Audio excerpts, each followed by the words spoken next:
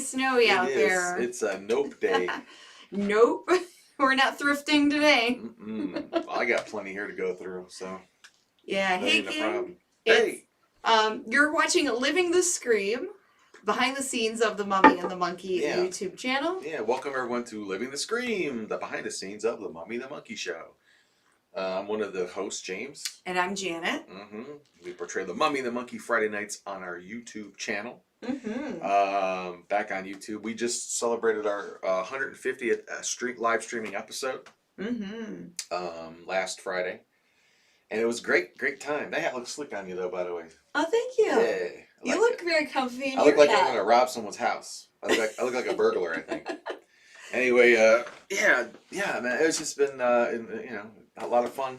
And we had a great time with everybody Friday night, too. It was a lot of fun hanging out. It was a lot of fun. It was a lengthier show. We hosted a double feature on Friday nights. Yep. 2 movies, The Mad Monster and then Bride of the Monster, both in glorious black and white from the 1950s. Yeah, we usually do like a 2-hour movie show and then come back in a few minutes and do a wrap-up type of thing for about an hour on our YouTube channel. But this one we just kind of flew all the way through, showed 2 movies, and it was just a longer movie show. So it was fun. It was fun. So we're going to talk about Mummy and the Monkey stuff, and then we're also going to talk about what we also do as part of our self-employment, our reselling, our eBay stores, and all that it entails. Sometimes we show haul videos or thrifting videos. This is not one of those times. The weather, we saw all that snow out our window, and we're like, let's just stay in and go through some of our stuff here. I wanted to try, but then, like you said, I just stuck my head out again and like, No. I even tried shoveling the snow earlier today, and it's still snowing, so now it looks like I didn't shovel anything. Right. So I'm like, why'd I even bother? Well, it seems like it's light, fluffy snow. I don't know if it's going to be that packy, but we'll see. Yeah. We'll see. We head out in the morning to drop off orders because we got a lot of stuff to ship out tomorrow. We do. I have so far like 11 or 12 orders to send out for the weekend. Good. Yeah, I'm about up to 8 or 9, I think, so. Yeah, we did drop off orders on Friday during the daytime. So this is, between Saturday and Sunday are online orders. So between the 2 of us, about 20 things to mail out. Yeah. Jeremy Thyret asked a good question. How do we make it here to the studio today? Well, conveniently and luckily enough, we were just a little bit smart about having our studio. It's our studio. It's in our home. It's in a sunroom that's in the back of our house. It's an in-home studio. Yes. We could have given you this whole story, Jeremy, about how we had to walk up the hill both ways with no shoes in the ice. No. And I had to pull him in a sleigh. And, yeah, she had to pull me because I just couldn't make it. Because he couldn't make it. He twisted his ankle. Yeah. But even if I did twist my ankle, I should be able to make it across the room here into the back room. But and basically one of the reasons I bought this house a bunch of years ago is because of this space that we can convert into a studio, a home studio to do our show from, whether it was live or pre-taped. But this was it. I mean, this is one of the main reasons. This is the main reason why we got this house, because it had this big sunroom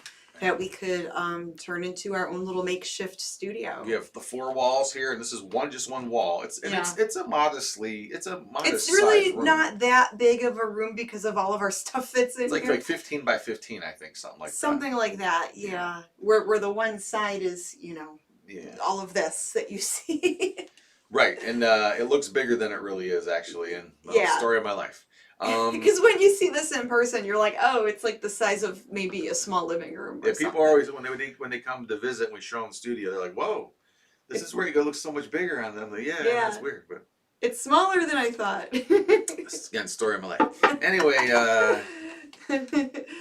if I had a nickel every time no. Oh my. Let's not go I'm there. joking. That's my personality. I will go there. Sorry. Yeah, and then the other half of the room is like boxes of props. I wasn't brought up clean cut. And props and stuff sitting out. We still have the green couch. Remember when we used to sit on the green couch? I do remember. For our Hairy Scary Hangout show.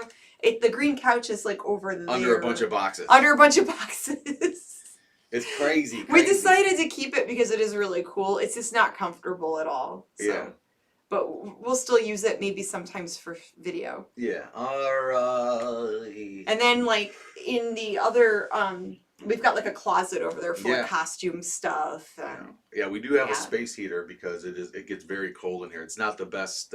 Yeah. In the summer it's very hot, and in the winter, well, obviously very cold. So we have to warm it up, but it warms up pretty good. Yeah, I run the space heater like a little while before to heat the room here. Yeah. But it's still chilly, so I'm just like, you know what, I'll just leave my hat on and I just followed suit. Throw on a hoodie and I'll be good. Since I'm bald, my head is very cold, so.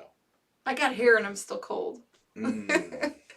But yeah, so eBay. So we've been shopping the house here. Dane Stotzer's dropping in for a few minutes. Hey, Dane. Oh, hi, Dane. Thanks for stopping by. So we've got Dane, Albert, Connie, Jeremy, Bobby, some people in the chat, a little bit here and there. And if people miss the live version, that's okay. You can always catch the replay. So we appreciate it whether you watch the replay or catch it live. Yeah. But yeah, so eBay, we've been shopping the house. I went through a couple of boxes of VHS tapes that were in the basement, and I found some anime tapes. Back when I would just buy random VHS just to watch it, and I'd pick them up really cheap, like 50 cents at the thrift stores. Mm-hmm. And I didn't realize some anime VHS is actually a thing and collectible. Sure, VHS is good. Now, not all of it goes for a lot of money. Like, there's a lot of tapes I listed today that go between $8 to $20. Mm-hmm. So yeah, but it all adds up. I mean, that's the whole point. As long as it's the thing is to list stuff. Obviously, that's people are gonna buy and not just sit there, right? But yeah, as long as they're kind of more popular titles and ones that are gonna sell. Now, not popular movies, because most movies are worth nothing, whether they're VHS or DVD. Genre is important, like horror movies. Very good. They sell. They're better priced as far as price. Some kids movies like Disney stuff. Certain like cartoons, anime, some sci-fi, but it depends on the title. Yeah. Depends on what it is. Another genre that I had luck with DVDs and not VHS much, but just movies. I would classify all that as obviously media. Are old movies like ones from the 40s, film noir, and usually Criterion collections of whatever movie do really well too, because they're expensive. And if someone can get like a $50 DVD for $20, I mean, you only pay $2 for it. And maybe because they're really old movies, like film noir era. Yeah, those are maybe they just didn't make as many, so yeah, it's like a niche thing. But a lot of older people that that really like those movies, I think they buy them on eBay to watch them again because they're hard to find, on TV. I mean, unless there's a channel there are channels that show those old types of movies all day. But not as much anymore. Like Turner Classic Movies a little bit.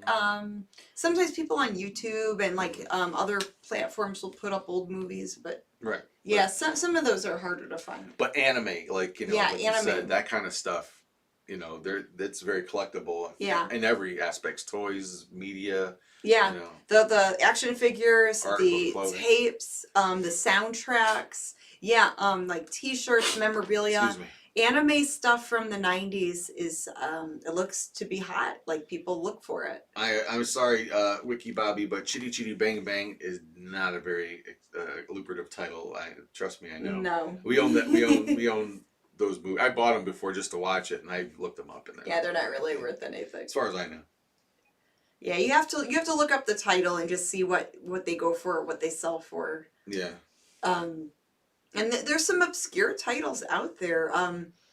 I've seen some. If you find something weird video VHS, some of those are harder to find because they don't make the VHS anymore. They sell DVD and Blu-ray now. Yeah, I just listed one that I've had for years. I must have bought it at a convention, at a horror convention, but it was a something weird video.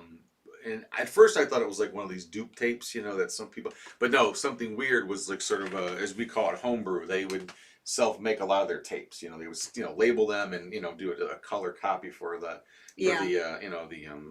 case.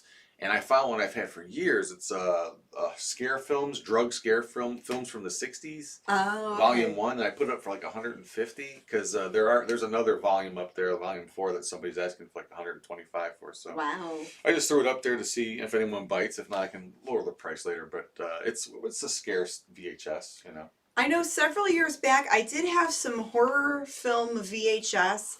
I believe I had Texas Chainsaw Massacre 2 with some special, it was in some special case that like folded out.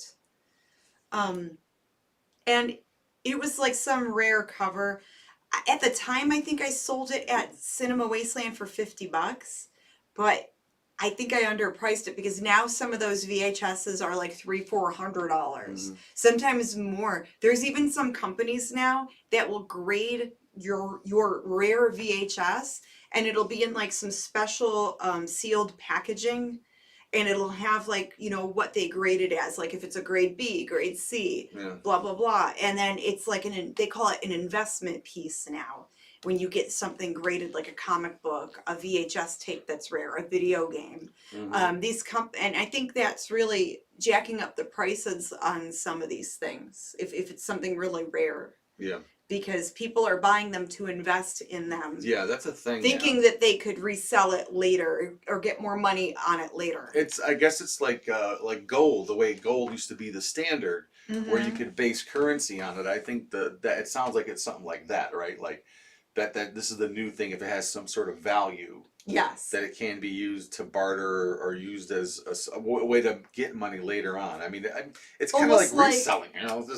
Yeah, I mean, and almost like people who invest in bonds and stocks and things like that. I guess it's similar to that for those people that are buying these investment pieces. Now, if I did that, would that be considered James bonds? Yes. If I invested, okay. It would be. Bonds, James bonds. Okay. Jeremy says he has Pumpkinhead on VHS. That might be a rare one. It's not. It's not. No. Okay, I don't know. No, that one I haven't looked up in a while. It's mostly like, you know, 80s horror stuff, like that kind of stuff. Why am I talking like I'm from North Carolina? I don't know why you suddenly acquired a twang. I don't know, but it's not really that valuable. It depends, you know. Again, here's the thing, though. I mean, I'm saying that based on like a standard release. Now, if you do some looking around and sniffing around, sometimes there's rare releases of very common tapes. I don't know everything. You have to look it up. Sometimes it's who releases it. You know, so Google it. Only thing you should listen to me from or us from is to do research on it, because you really do never know. I've been shocked and surprised by, you know, all kinds of things that we research. I'm like, really, that? You know, yeah. So, you know, that, you know, who knew? And it's that version. It's not like it's like every release, you know. So there could be a gem in there. You never know. And screening copies too. And the other thing with VHS stuff is if they're in a Blockbuster case. Yes, we were on the same wavelength there, because I was just thinking of bringing up the Blockbuster thing. Remember Blockbuster? You found a box of random like cards and ephemera I had, and like some like paper stuff, and then I was going through them and I found my old movie gallery and my old Blockbuster membership cards from like almost 20 years ago. And you thought, hey, let me look up to see if it's a thing on eBay. Yeah, and just out of curiosity, I'm like, well, I wonder if people collect those, because I know people collect the Blockbuster boxes and movies that have like the Blockbuster stickers on them. Anything Blockbuster related, there's people who collect it. Right. And the Blockbuster cards, the little membership laminated cards, it looks like they go between $10 and $20 on eBay. Yeah. And Movie Gallery was a competitor of Blockbuster that closed in 2010. They were around from 1985 to 2010. And in Brunswick, there used to be a Movie Gallery store in Brunswick, Ohio. So I had a membership to that store. I still had the cards. So, and I couldn't find anything on Movie Gallery on eBay. Yeah, it wasn't as big of a chain. It might have been kind of local. So just for the heck of it, like I put them up for like 27 shipped. And I put in the title, you know, Movie Gallery laminated video store membership cards, Blockbuster competitor. That way, if someone's looking up Blockbuster stuff, maybe my cards will come up also. Very clever. So maybe someone will see that and be like, oh, Movie Gallery, what's that? Very clever. So little weird, and those are super easy to ship. So if and when they do sell, it's easy to deal with. Albert thinks he still owes Columbia House money from the 80s.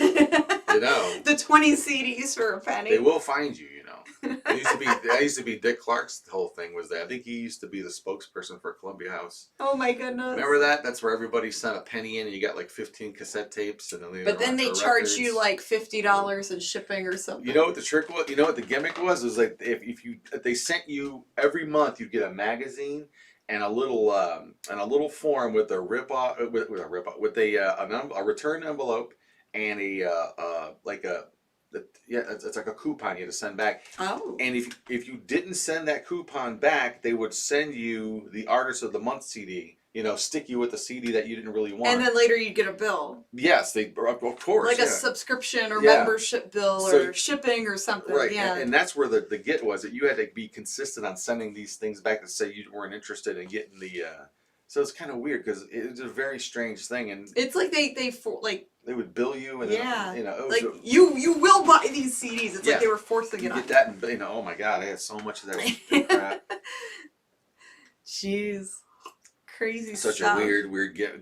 I think they still do that. Do they still? I think is Columbia House still around? I think it's still around. I think it might be like digital. I don't know. I don't know either. Ugh.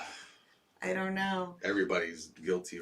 So yeah, I listed those membership cards. They got some views, no watchers yet. I wonder if those are a thing. I might even have some of those. The old membership cards? No, the old Columbia House stuff. Oh, like the flyers and the catalogs. Some and of the stuff? music catalogs. I think I still have. I wonder if those. See, that's the thing with eBay. So speaking of catalogs, in the past, I did sell old HOODIES catalogs from the 80s. People do buy old catalogs from the 80s and 90s, or like old like department store advertising, like the strangest stuff you wouldn't always think of. No, menus.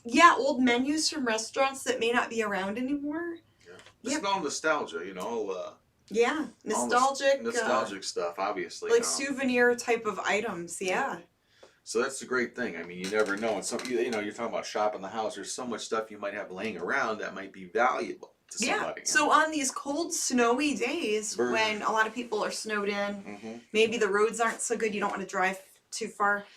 Shop the house. Shop your house. Check your attic. Check your basement. See what you want to sell. See what you want to donate or part with or whatever. Yeah, I have bins of stuff. That's my problem. I just looked upstairs. I'm like, oh my God, I wonder what's in that bin. In those ones. So you go through one bin at a time. Yeah, I'll be doing that tonight. With the VHS, today and yesterday, I went through some boxes and bags of some random stuff. And now I've got some stuff I listed on eBay and some stuff you look very cold. Yeah, I'm not that cold. And then now we've got boxes and bags of stuff I could donate to the local thrift store that maybe isn't the greatest to sell, or stuff I just don't want to deal with. Yeah. So yeah, and it's nice because we're processing the items, we're decluttering, we're maybe going to make a few bucks on some of the stuff we listed. So it's a win for everybody. Go through your attics and basements, people. Oh, they want to know what we're wearing. Like Albert wants to know. He's got a lot of good questions. He asked about let's answer questions. He asked about VHS or Betamax, and I don't know what you mean by that, other than what do we prefer? We have the ability to watch both. I have actually 2 Betamax players, and we got a ton of VCRs laying around, and so whatever. I mean, the Betamax stuff can be good. Betamax stuff can sell. The Betamax tapes can sell, but they don't sell as often as VHS. I've sold Betamax in the past. Not much. Usually between $8 to $15. One time I had like some Three Stooges on Betamax and some Star Trek Betamax, and I would lot them up and maybe do like $20 for the bundle and ship it media mail. Like, people collect them, but it's not like some big high dollar thing. It's just, some kind of, retro collectible, some real nerdy person might want. High dollar thing were of all the VHS tapes were those jazzercise tape. Because VHS tapes. No, they were DVDs. Were they, whatever. They were DVDs. Okay. So.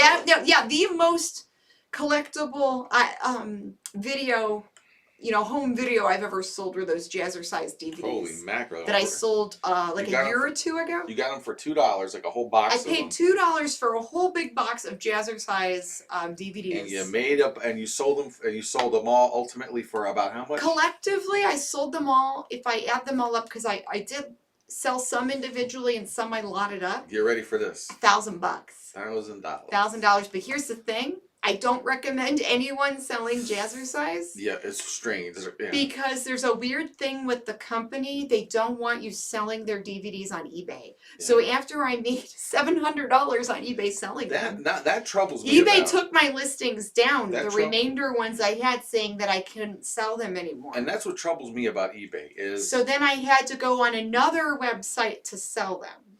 Yeah, that's what troubles me. And I sold the rest of them for like $300. So collectively, I made $1,000 on those. Yeah, eBay has this stuff. It's called a Vero. It stands for something. But basically, any company could contact eBay and say, like for instance, the people that make Jazzercise, they could say they have to file their paperwork and do whatever. They may even have to pay eBay. It's called Vero, where companies sign up for the Vero program, and there are some companies that are very picky, like the OtterBox phone cases. Yeah. That's a big Veroed item. WWF stuff. They will not allow you to sell that on eBay. New WWF merchandise, WWF or WWE.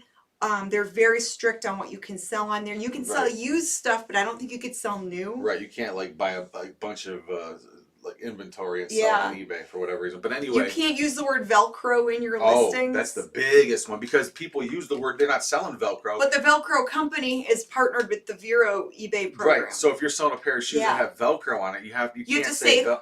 You have to say hook and loop. Hook and loop, fasteners. You can't say Velcro. If you say Velcro, even if you're not selling Velcro, your listing will get taken down. You'll get punished by eBay. That's the problem. The biggest problem I have with their Vero program is you don't get any warning. It would be nice if they send you, they give you those little alerts. There's a field that's not filled out in before you publish this. You have to, let's say what size it is, or say if it's new or used. Why can't they say something like something that in your title is saying that this may be a potential Vero, and then you get to at least look it up.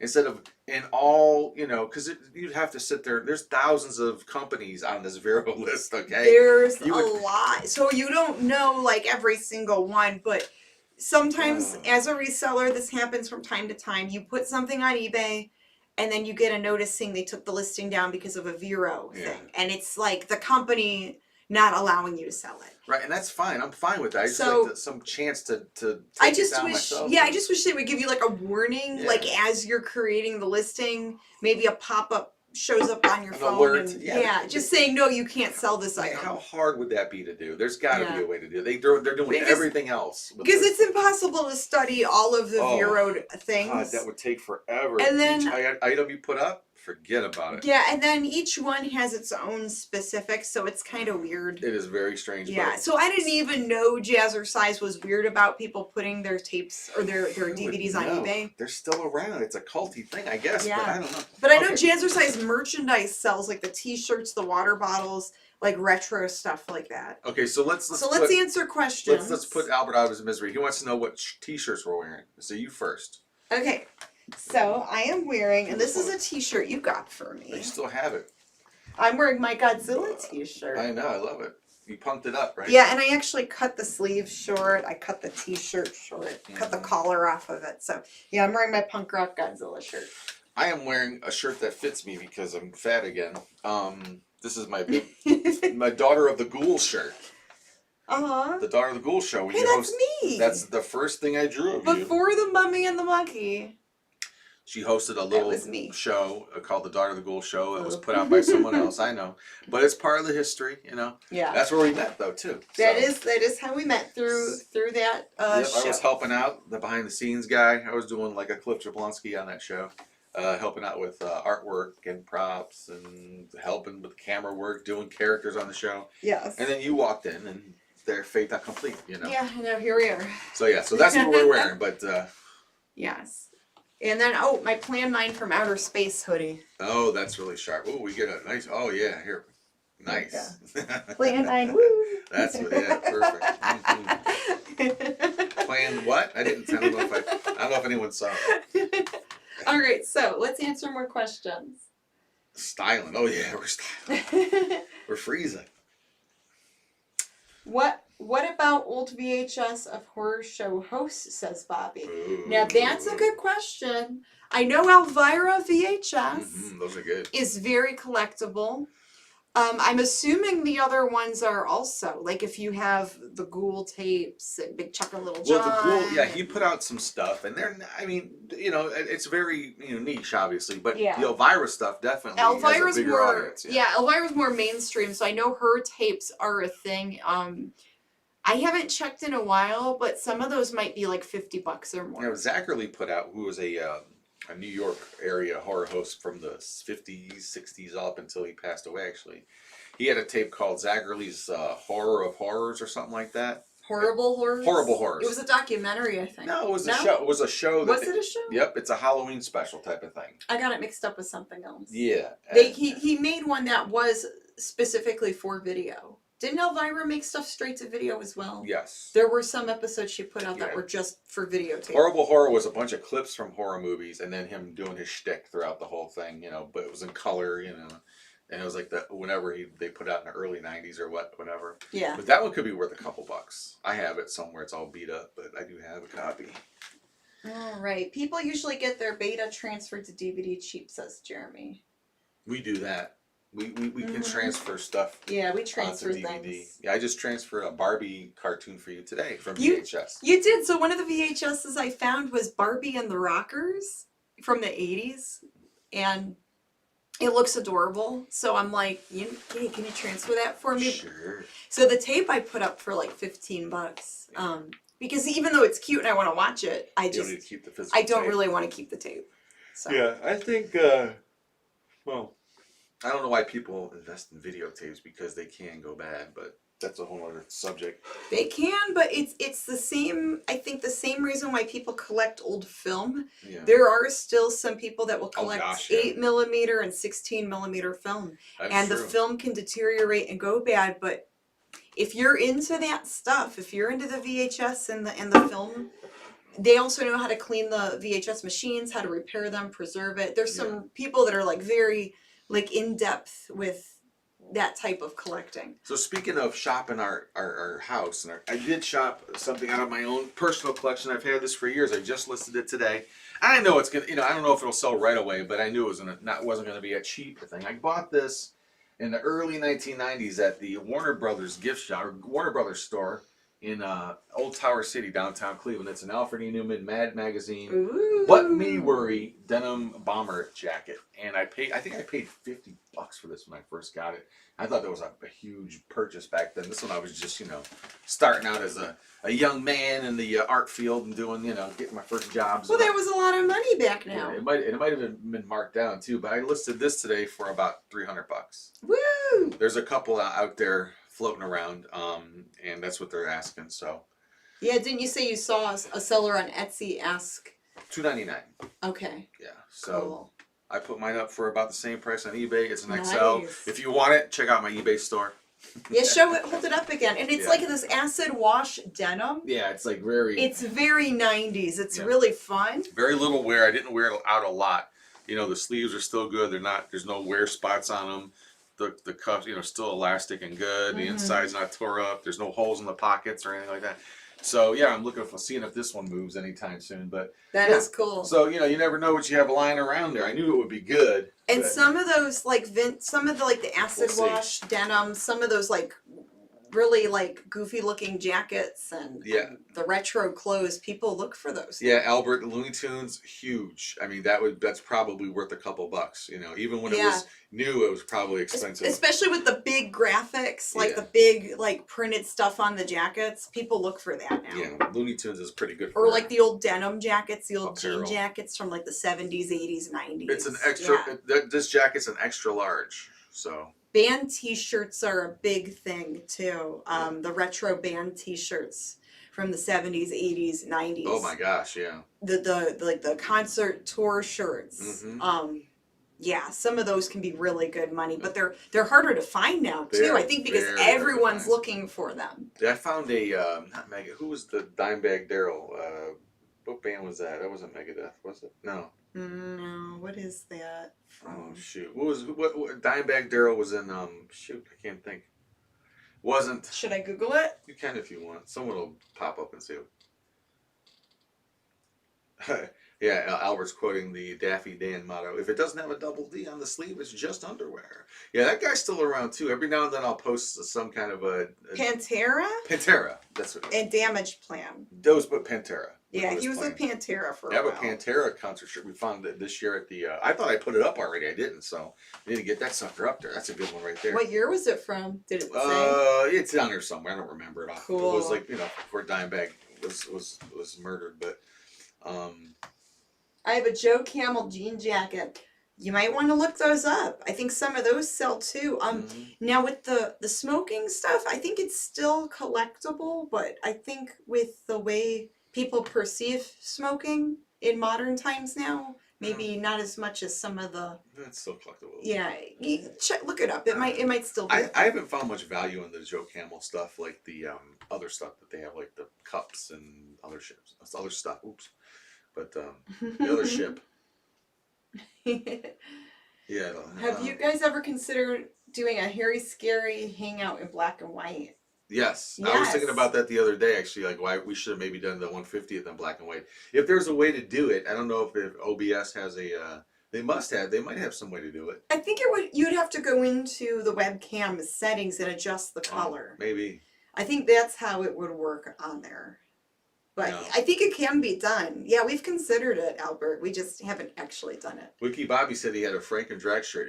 That thing is, I don't know if it'd be valuable necessarily, but it's very rare. Yeah, that would be extremely rare. I'm sure the right fan would probably pay a decent amount for it. Probably not a mint, but they would want. I mean, I'm always looking for anything like that. If I ever find one of those, I'd pick it up because those are just impossible, if any. Any of those old T-shirts. The coolest thing that we went to, speaking of Daffy Dan, they must have cleared something out because we were at a Value World one day, and you found 2 Ghoul Show shirts. Yeah, this was maybe 90s. 4 or 5 years ago. It was really neat. And at the time, I think I sold them. I think I only paid like a couple bucks for them. Yeah, they were cheap. And some local friends wanted to buy them off of us, so I think I only charged them like maybe $25. Yeah, but I have one of them too still. Because I think they still had the tags on them. They did. And Yeah, so they're probably worth a lot more now. Probably $100 or could be if we had $200. Yeah. I still have the one you gave me. Yeah. But I think it's not probably in the best shape anymore. I probably ate too much. I think you wore it. Eating pizza, and I think I messed it up. But whatever, it's a shirt supposed to be worn. T-shirts are meant to be worn, really. Yeah, but I do post Daffy Dan stuff up every now and then, and I noticed he'll actually watch the item to see if it sells. He's messaged me before too. Like, Yeah, they're still around. Daffy Dan's is still around. Yeah. They're in Lakewood. I posted a ceramic mug, a coffee mug once, and I had it up for like $50. He goes, dude, I got a basement full of those still. I'm like, well, put them up. Yeah, we were thinking, well, then put them online. And it did sell for like $30, but yeah, so I mean, that's funny. It does sell. He's got a basement full of them. Why don't you put them on eBay? I mean, that's cool. I mean, maybe you should sell your own stuff. Check your basements and attics, people. You have followers. Put it online. It could sell. You have a local following, and it's nostalgic, and people would buy that stuff. Or let us shop your basement and attic. Daffy Dan. And we'll buy it off of you and sell it on eBay. Yeah. If you don't want to bother with it, we'll shop your basement and attic. Oh, jeez. Oh, we're talking about like what you pay for a concert shirt now. Those concert shirts, they're so ridiculous, and they're not even good. A lot of them are real cheap now. $60. Be prepared to pay like upwards to $60, for a concert shirt, a new one. Okay. Yeah. I'm sure they probably built people back in the day for them. I don't know. I know tickets were real cheap, like back in the 70s to go see shows like that. So maybe the merch wasn't that expensive either. But now they're just like built. One of the 500 different Kiss farewell tours, I remember in 2003 I went to one and I bought a t-shirt and the t-shirts were like $20 then. Yeah. I don't know what they are now. the t-shirts could be $50 now They if you are, go to a because concert. they go for that quick buck, you know. They know Yeah. people are hyped up and they want to see the band, and you know they got exclusive design for this concert, you know. So people buy them. But the money is, and those shirts aren't really worth much, and not yet they're not. At some point down the line they might be. But anything like, gosh, 70s, 80s could be good money. Yeah. Real good money. You're talking about hundreds of dollars. Yeah, but it's some of that stuff is very hard to find, and usually everybody knows about if you that. find it, it might be something you have laying around the house already, or someone you know that has it like stored away. They've got t-shirts from 40 years ago that they haven't worn. I've got some stuff like that. Yeah. So anyway. yeah, it's interesting. It's really interesting to find things like that, and to find like weird stuff that other people wouldn't consider selling, but they do sell, like those Blockbuster membership cards, like weird stuff like that. So, Well, yeah. Let's see. We're at the half-hour mark, maybe a little bit over. So Yeah, I did. Speaking of band shirts, I'll close out with that. I did find that Grateful Dead one. It wasn't a concert shirt, but it was a Grateful Dead issued shirt, you know, from a certain artist that they had. They paid $4 for it, sold it for like $200 to some guy in Italy. So it was like crazy. I mean, there's a tie-dye t-shirt with some, you know, Deadhead design from the early 90s. Like, wow, I had no clue. nice. But, yeah, very nice. But anyway. Oh, Wiki Bobby says one thing is priceless is the signed banana he has. Oh, yeah, from Grimm. Yeah, that's oh my God. He'll never sell it. Yes, there's some things that are Cannot priceless. put a price on that. Anyway, Yes. so okay, moving on to the Mummy and Monkey stuff. Yes, so moving on to the Mummy and the Monkey stuff. So 150 episodes are in the can. We've already done that. Right. Wow, 150 already. Unbelievable. We're taking this Friday off because your birthday's Friday. It is. I will be 53. Wow. Yikes. Happy birthday. Yipes. I don't want to be 53, but what are you gonna do? Anyway, I do want to be 53. That sounds scary. Yeah, you do. You do want to get birthdays. Yeah, I want to keep. Yeah, your birthdays are good. You want to keep accumulating birthdays. True that. That means you're alive, right? Well, we can have heavenly ones, but I'd rather still have my earthly ones for a while. So we're just gonna take a little breather. Well, we say a breather, but we plan on shooting skits and doing stuff. So yeah, we're hoping to still shoot some video this week. We have a few ideas for some skits, so we're hoping to put a few skits together for future episodes. Yeah, we're kind of like backlogged on skits. And to maybe like work on some projects around the house, because the weather this week it's not going above freezing in the Cleveland area. That means the snow's not going to melt. And the snow won't melt. So all the snow we've been accumulating since Monday, it's Sunday now, and it's still snowing. It's going to stick around for a while. Ugh. Yeah. Let me, real quick. You had to kill somebody? I got to get rid of something. What is going on here with that? I don't know. I noticed that a lot lately. I guess that means we're popular. Oh, we got a super chat. Where'd that screen go? Oh, Toy Painter, thank you so much. That's very sweet. He says happy birthday. Oh, well, thank you. Oh, there you go. Well, I appreciate that, Toy Painter. Thank you. We'll do some good with that. And Jeremy says he's going to be 50 this year, catching up. Wow. Yeah, I know. I don't know how it happened, but here we are. Yeah, Bobby says another robot. We got him. We've been getting some robots in there. So let's see. Did you get him? Yeah. There we go. I added Albert as a moderator. Uh-oh. To help. So we've got another moderator to help with robots and trolls. Cool. And we want to thank the fans out there who do help as moderators. Yes. It does really help with the chats and kind of maintaining the chat so it's not too crazy or... Because sometimes we don't have, when we're doing the show, especially the live show, it's like hard to monitor everything because we're like, discussing between the break what to do next and blah, blah, blah, blah. And just concentrating on making sure, because we do all the button pushing, we do all the driving on the show, so... it's nice when we get the help from the moderators, and we do appreciate it very much. Yeah. Connie says she's turned 51 in December. Oh, wow. Wow. Happy belated. Happy belated. Yeah. So anyway, there's we're going to come back the week after with episode 151. Ooh, baby. A triple feature. No. No. Wow. I can't believe it. Yeah, so halfway to 200, or over halfway to 200 actually. Yeah, Halfway towards, yeah. so we'll be back next week with a new episode. Yeah, no episode this Friday, no movie night this Friday, but that's okay.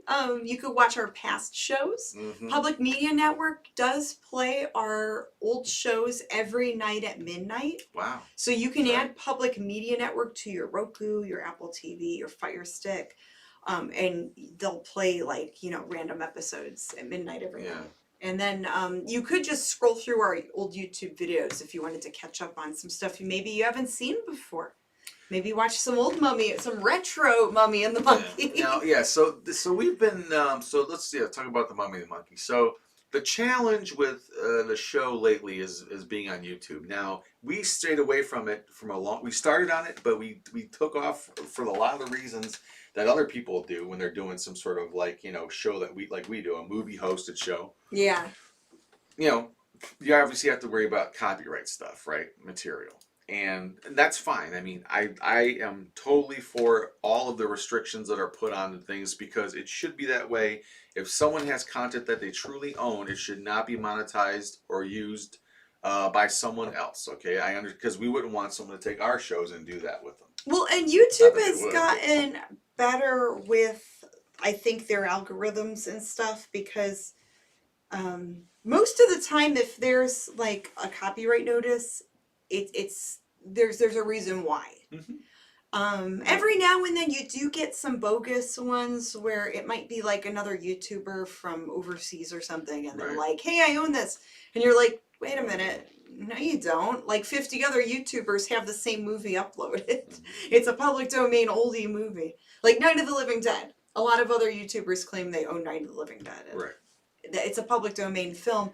Unless if you pick up...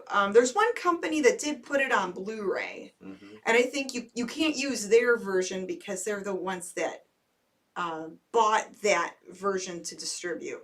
Like they cleaned it up and put it as a high definition version. Hey, good night, Jeremy. Thank you, and thanks for the happy birthday. Thanks for tuning in. Yeah, thanks for watching. Yeah. But yeah, I mean, we're just trying to, you know, follow the rules of YouTube. Yes. Find these old public domain films or get permission from indie filmmakers to play theirs sometimes. Right. So there's a finesse to it. It's not like you could, you know, gosh, yes, we'd like to be able to show whatever you want. Use any music. No, but we can't. Who wouldn't want to do that? Yeah, but we can't. That's the other funny thing is when we're doing the show, well, people say, why don't you play the Benny Hill music when they're running around? I'm like, you know what? I would love to play yakety sax, of course. But we can't. That's the obvious thing, but can't unless we just I don't know how you would even do that. You'd have to have some sort of, obviously, some sort of clearance, like from ASCAP or whatever. I don't know how you do it. Like a TV station and radio stations have the permission to use all kinds of stuff because they are paying for it. That's why they can use it. Yeah. If they haven't worked that out yet. I mean, if there's a, well, they kind of do. If there is an option on when content is a flag for you to use it, but the person that created it monetizes from it if there's anything to be made from it. There's all kinds of, but that person has to want that to happen. And yeah, because I've heard of other people, like they'll upload something to YouTube and then the person who I guess owns the rights will okay you to have it on there, but then you can't monetize it. Right. And then that person who owns it will run their commercials on it. It's a rigmarole. You don't want to go through. So but it's, you know, it's like this whole thing. We just have to play by, you know, we try to play by the rules the best we can and see what is okay and not okay for you too. Yep. And there's a lot of things, you know, like little, not secrets, but little things that we, you know that we're sort of just, we'll keep close to the vest because it's just, you know, like trade stuff. I mean, it's not even that interesting. It's just boring stuff. Like it's boring. But to bring it up. But we do have a vetting system. No, it's interesting, I think, for people to know. We do have a vetting system. We're getting better each week with knowing how to finesse our show. And so far, we've had no problems, really. I mean, because, and, you know, in the future, can something pop up? Can someone all of a sudden claim? Yeah, and we have to just deal with it. But, you know. But as long as we don't get cut off midstream like we did when we first started for showing a movie that someone claimed to have owned, whether they did or not didn't matter, YouTube will just shut that ship down. Well, let's not. I mean, where were we going with this anyway? We're talking about behind the scenes. Oh, okay. But so do you have an idea for a movie for next show? Yes, for episode 151? Yes, I do. Okay, what movie were you thinking? man-eaters that one I found at the thrift store. Oh. That looks like it's a made-for-TV movie that doesn't show up anywhere. Yeah. So that might make it through. Now that's the thing, though. Maybe the movie does, but there might be music in it. We don't know until we do our little process that we've worked up to vet whether we can. We have, like I said, we have a technique, a process that we've been using lately To see good. if it's okay to use. And of course, we'll have some backup ones too. Just you know, we do a couple at a time to see what comes out. We do have some. Now there are some movies that are like pre-code 1930s. Yeah. Then there's some like the film noir murder mysteries from the 1940s. Even though they're not technically horror films, some of them do star Bela Lugosi. Yeah. Some of them do star other horror film actors.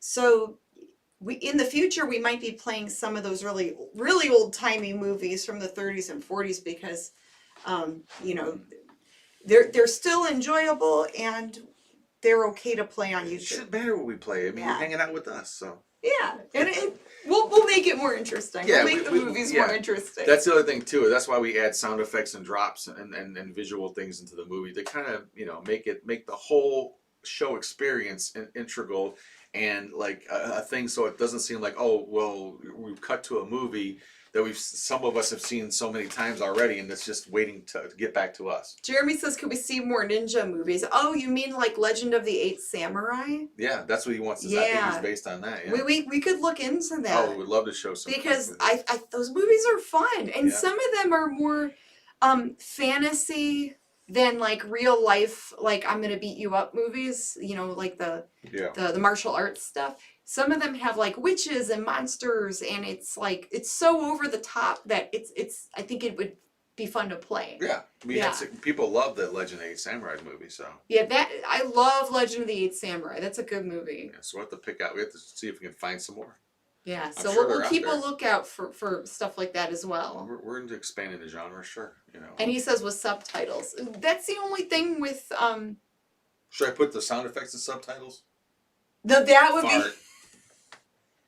That would be hilarious. No, that's the first time I heard that. But I think some people that watch some viewers may not be interested in the subtitles because it's a lot of reading, and some people just don't want to deal. Maybe if they're partaking on a Friday night and they're not always, they don't always have their wits about them to maybe read the screen. Oh, thanks, Bobby. Wiki Bobby says the sound effects are very funny. Reminds me of the Ghoulardi stuff. Yeah, that's nice. And that's the inspiration, obviously, for that. Thank you, Bobby. For those guys, because parts of our show are, I know homage is a nice word for ripoff, but it is an homage, and again, I think it's one of those. You can have like a tip of the hat to someone without. Yeah.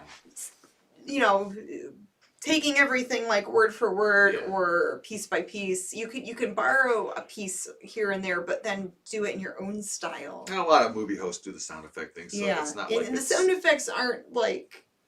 Yeah, a lot of people have done it, so it's not like we're not like ripping off one person in particular. We're just like having fun with the sound effects, but then you're doing it your own way. Mm-hmm. I had a lot of them, and I think that could be one of the bigger differences is that I like every other word someone says, I throw something in there. It's just like I get so caught up in it. And we have had a handful of people, not many, we have had a handful of people complain about the sound effects. Right.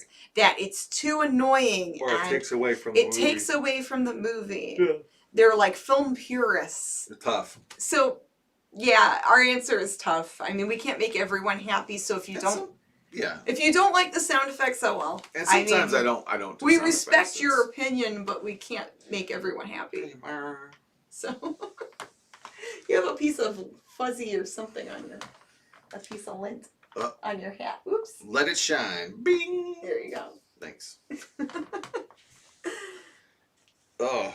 Great timing on the effects, says Albert. It's fun. It's like I said, I get into it. I've got so many, and I'm adding some new ones and original things. So that's what I would like to eventually do, is get to be everything more original, sound effects wise. But that's tough. I think. See, that's the thing. But you're so good at mimicking voices. Yeah, but it's not the same thing. Like you can mimic those voices. It's not my ovaries. Yeah, see, you can do that. You can mimic those voices.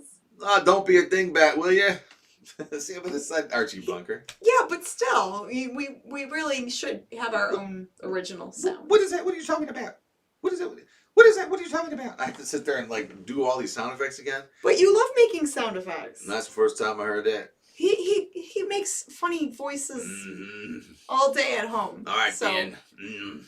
If you could do that, you could easily record that. I like them French fried potatoes. I love doing certain voices anyway. Yeah. Oh, the Sulu would be good too. Oh my. I love Sulu. Oh, Sulu. George Decay here. George Decay is so fun. Is there anyone in the chat that we can read their question? No. Hello, how are other you? Mummy Monkey things. So we were invited to have an appearance to make an appearance this summer at a large festival.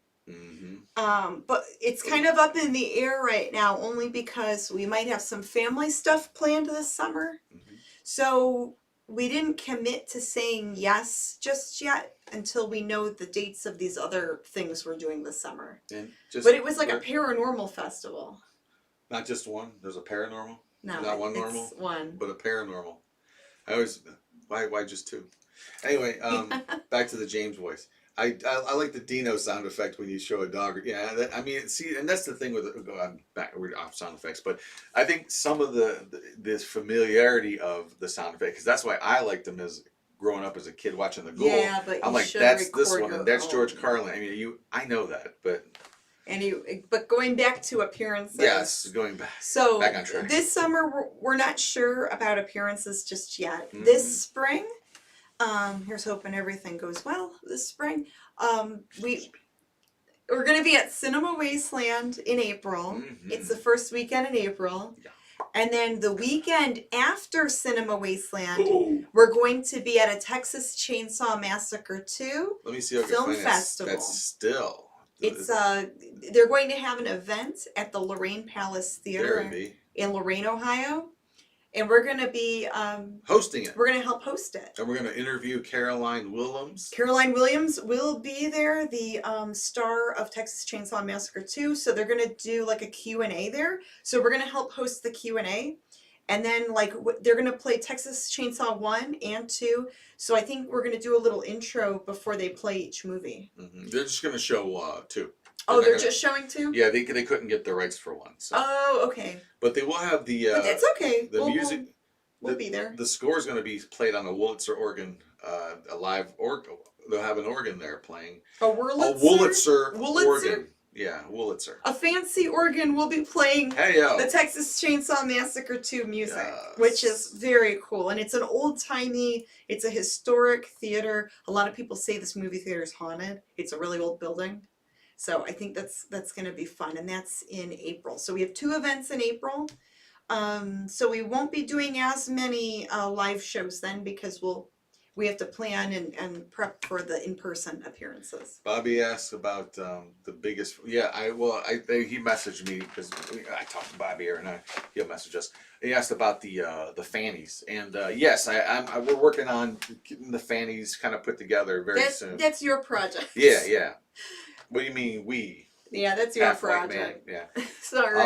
No. Yeah, I would love to get that together, and it might even be done twice a year too, just to cover a lot of ground, because we have a lot of fans out there, and I don't want anybody to feel like left out. So that's a tough thing, but it's all in good fun. It's not it's just something that we're gonna do just to give an award out to the people that give us everything. So for 2022, we only have so far a few appearances. There's Cinema Wasteland. There's the Texas Chainsaw 2 event at the Lorraine Theater. Right. There's possibly Ghoulardi Fest, maybe in October. Maybe. And then the October Cinema Wastelands. Okay, so only 4 events so far. We might have 1 in the summer, but we don't really know for sure yet. Right, that paranormal thing. Yeah, we have to see how this summer goes with family stuff. That is correct. We should see. Yeah.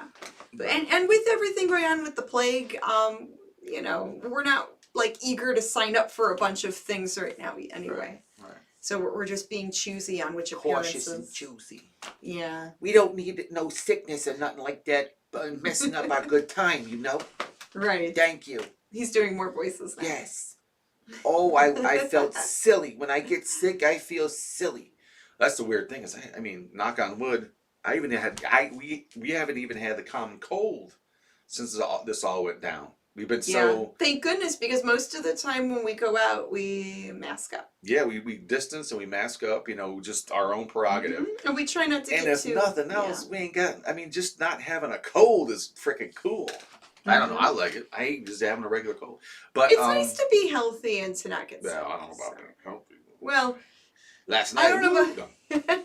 It's nice to just, if you can avoid getting sick, it's nice to avoid that. Yes. In our opinion, anyway. So yeah, we've been close to we've danced with the devil, literally, and almost, but didn't get sick, which was crazy. Yeah. But we'll see, Oh, hi neighbor Brian, if you're watching. Yes, hello neighbor Brian. But all is, well so far, and we just kind of, like everyone else, we're just dealing with life as it goes, and we have the show to focus on, and that keeps us always busy. Oh yeah. It's also something to look forward to Yes. as well, because we enjoy hosting these streaming shows. We enjoy entertaining on YouTube, as well as, reselling, working on eBay, and then your art, your like freelance art that you do.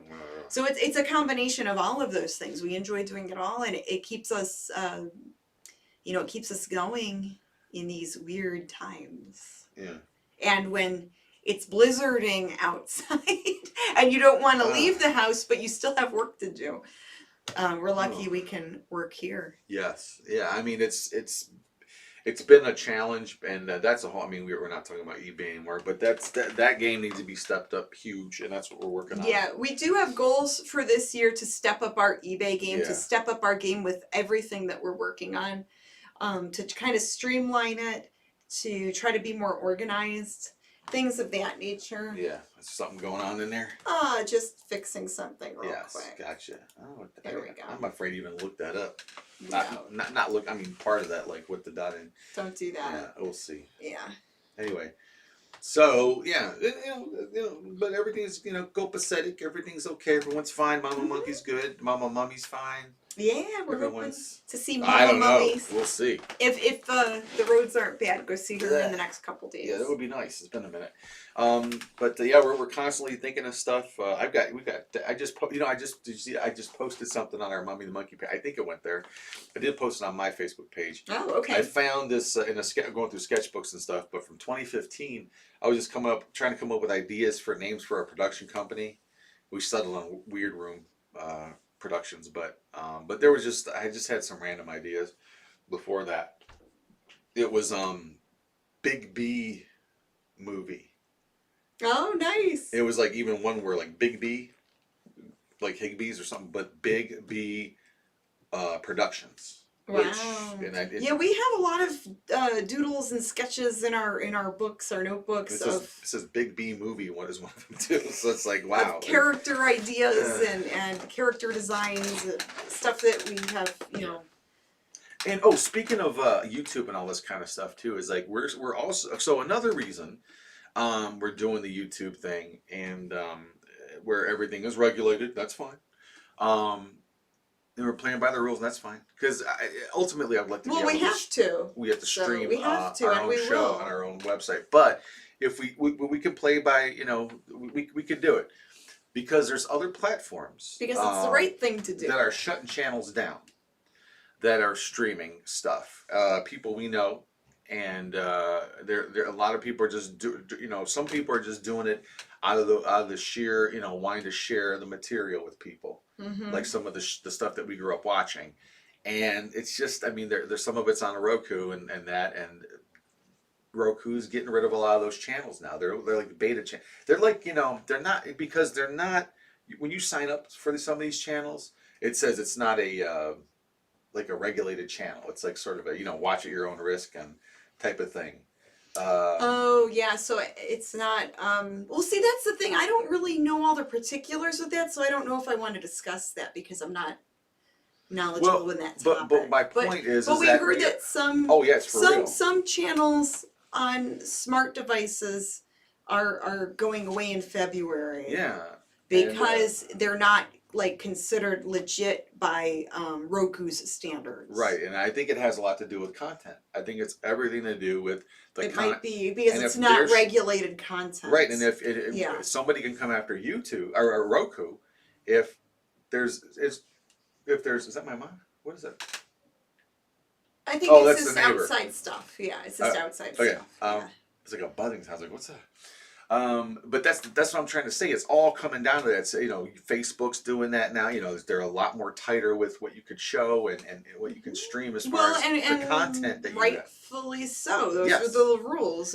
I know. You want to follow the rules. Absolutely, and stuff. because it's the right thing to do. Even if you were doing your own thing on your own streaming platform, on your own website, there's always the risk of somebody coming at you with, violation of material. Yeah. Of copyright stuff. So, I mean, we want to be legit. Because, go ahead. So let's, again, this is more, I don't know if it might be too behind the scenes at this point. Nah. I think that's something that we can discuss more privately. I think it's interesting, though. I think some of that other stuff might be like minutia to others. Yeah. So let's just continue on and change the topic. If you have then go ahead, change your way. I forgot now what I was going to say. Well, there's apparently so much to talk about, so. Oh, there was a good question that I meant to bring up. Right. Jeremy asked, he said, I've never had the chance to meet Superhost. Why not you guys? Oh, I think he meant like, how about you, have you met him? So Jeremy, we have met Superhost. We only met him once. We met him at... He in another comment said he and his wife are looking forward to meeting us. Oh, okay. And someday, and then, since they get to see Superhost and he's passed, why not meet us? So that's sweet. Cool. Very sweet. Oh, thank you, Jeremy. Yeah, so we have met at Superhost once, Anarchon Comic Con in 2019. Oh, yeah. It was his, unfortunately, his last appearance, because February of 2020 is when he passed away. Mm-hmm. But he was really nice. He was super nice in person, and just a genuine guy, just a nice person. Mm-hmm. And it was great seeing, like, all these people in line, and their faces would light up, like as if they were a little kid again. They turned 10 years old. Yeah, you would see 40-year-old men, 50-year-old men turn, 10 years old, talking to Superhost, their childhood, hero that they would watch on TV. We got the interview through a mutual friend of ours, Bob Ferguson, who was very well acquainted with Mr. Sullivan. Marty Sullivan was his real name, Martin Sullivan, and he procured the meetup. And Soup was gracious enough to, after he had a whole day of going and doing interviews at stations to promote the Comic-Con that day. Mm-hmm. And when he returned to his hotel he was staying at, we met him in the lobby. He was all suited up, and we had a great little chat with him. It led to a nice little bit of a rapport. Too bad. I mean, we would love to have tried to go and visit him too. That was sort of our plan. Yeah, we were hoping to take a road trip to go and maybe visit him, maybe get more, video. Just to see him again. We thought, that'd be kind of cool, because we heard he was staying with his relatives, and we thought, one of these days we'll have to drive down there and go see him. But fate intervened, and it wasn't so. But we managed to actually. We basically, he must have. I wonder what he did with. He probably donated. I don't know what he did with the money, but we arranged to get some stuff from him, some capes and stuff. He said he had a bunch of capes that he wasn't using anymore. Mm-hmm. Not his original outfit, obviously, but stuff he wore, like different color, like green one for St. Patrick's Day. And, Yes. Whatever. And we sent him a couple of bucks, and he sent us his box of capes and shorts. And there is video of him packing those exact things up on his last episode. Aww. He's packing up and he's talking about them. Oh, I wore this one for St. Patrick's Day. That's not like, this one's for, a little bit like Yashu. Sorry. Oh, look at this one. The Yashu voice. Yeah, so we have those actual capes and stuff. Yeah. And they'll be in our museum one day when we get our little. We're planning. That's a whole other thing that we're working on. But yes, it was a pleasure to meet that man, and only wish we could have known him a little better. But thanks, Bob, for getting that together for us, and yeah. But we're very grateful that we did get to meet him. So and get video, and that he was so nice and genuine, and he seemed actually interested that we wanted to video him. Yeah, thanks, Albert. Yeah, it was fun to interview him, and yeah, it's amazing that some of the stuff that we've been open to. Oh, and right now, I mean, it's more of it's not our show, but we have been part of a little elite group, if you will, of people that are trying our best to save a lot of the stuff that inspired us. Okay, to archive the old shows, the old tapes of any memorabilia, stuff that people taped off of TV throughout like the 70s, 80s, 90s, whenever, early 2000s, of the local programming.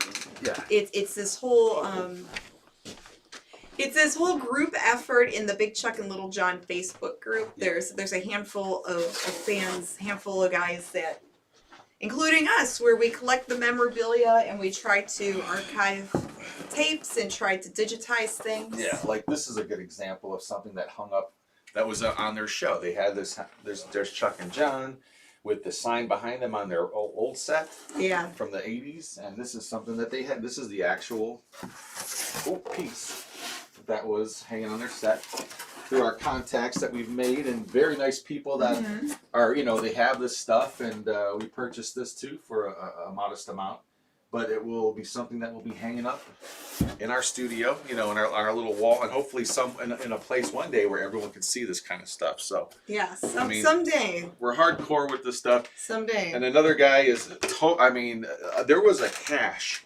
of stuff from Dick Goddard's estate. He had a little off-site barn that stuff was stored at. A couple of our guys stumbled upon it. Yes, some of our friends that are in the Big Chuck and Little John Facebook group, I guess, were able to go through the barn and try to salvage what they could. Right. Yeah, we'll give them their name. You have to think about, if it's an old dilapidated barn, you have to think about the condition from things sitting in there too long, from the weather getting it, from mold getting it. But that's not stopping these guys. But they're going through these to see what is salvageable, to see what could be saved. There's been some amazing stuff that's been found, and it's not a secret anymore. If you go onto the Big Chuck and Little John page, they share everything on there. Right, and it's amazing. And the point of this group too is, and all these people, is to share it with whomever cares to want to view it or whatever. Yeah. We're not hoarding it. We're not sitting on it we're not saying, well, we don't want people to sell it. Look, you can't stop that kind of stuff sometimes, but that shouldn't let anyone not be able to have an opportunity to watch it, enjoy it.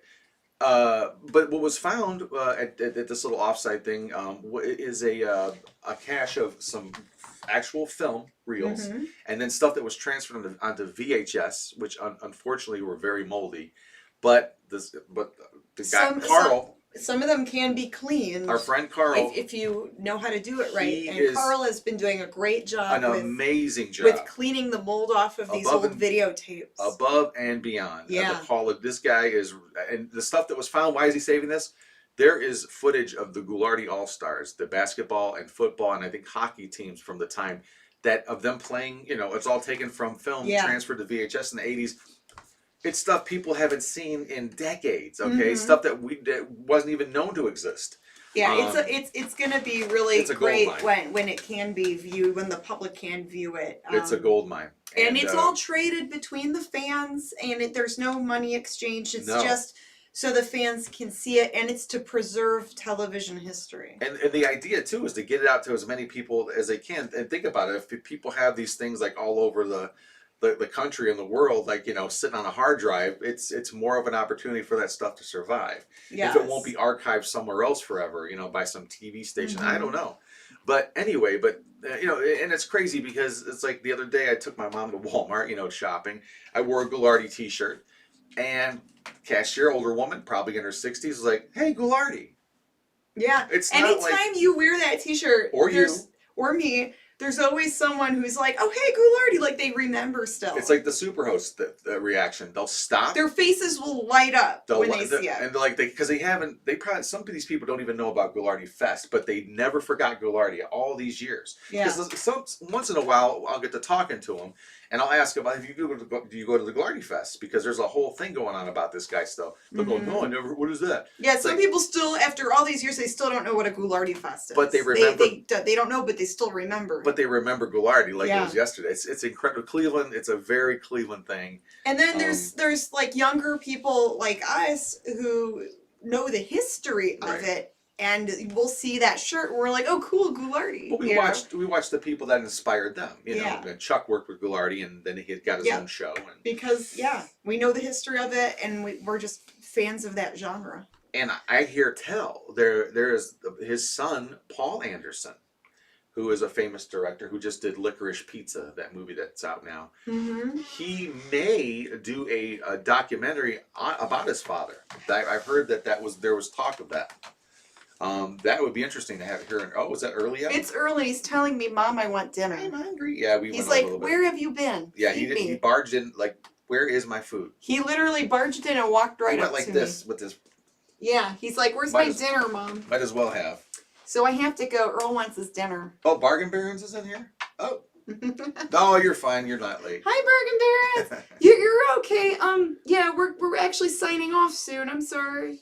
But yeah, Earl is demanding that I feed him dinner. Yeah, he literally just came through the door, pushed the door open like. Now he's mad that I was kissing him. Yeah, it's 4 o'clock is his usual feeding. That's time, that's his dinner time. And he will remind you. He's telling me, where's my dinner? But yeah, so so we're going to return to the warmth of the living room, Yeah. and I think list more stuff on eBay. Right? I have to go feed the crypt kitties, After and we we're do gonna that. work more on eBay. But thank you guys for hanging with us. If you like our videos, give it a like, hit subscribe. That way, whenever we upload something or go live, you don't miss anything. Mhm. And no movie this Friday, no Right, show this no show, Friday. But we'll be back next week. Yeah, strong as ever. But thanks a lot for joining us on this episode of Living the Scream. And we'll see you. We might do a Living the Scream next Sunday, though, right? Maybe. Oh yeah, we can still do a podcast next Sunday, We'll or probably- upload like a little video in between. We just won't be in Live on character Friday, yeah. hosting a movie this Friday. But we might Yeah. we'll probably do something next Sunday. All right. Download. Well, bye guys. Thanks. See ya. Bye. Wow,